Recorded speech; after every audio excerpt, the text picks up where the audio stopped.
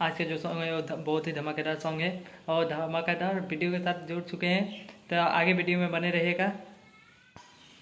Hi guys, welcome back to my YouTube channel. आपसे के साथ फिर से जुड़ चुका हूँ एक नया वीडियो के साथ, एक नया किरदार के साथ, नया सॉन्ग के साथ। तो चलिए आज का जो सॉन्ग है उसका टाइटल बताता हूँ और उसका जो परफॉर्मेंस है वो भी बताता हूँ और जो सिंगर है उनका नाम भी बताता हूँ। तो चलिए शुरू करते हैं वीडियो को।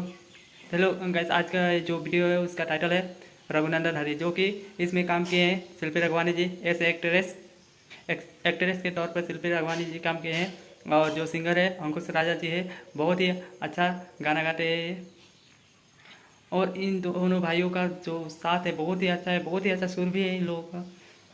तो चलिए कुछ गाना का क्लिप आप लोगों को दिखा देते हैं। और इसमें जो डांस किए, वाह, बहुत ही अच्छा डांस किए हैं।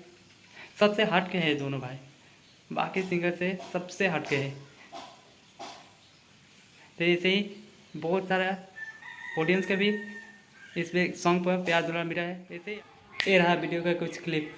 महजनुआ संगे धोखा जे करी रघु नंदन हरे अपना हमें जहाँ तक लगता है अभी तक आप लोग ने ऐसा गाना कभी नहीं सुना होगा।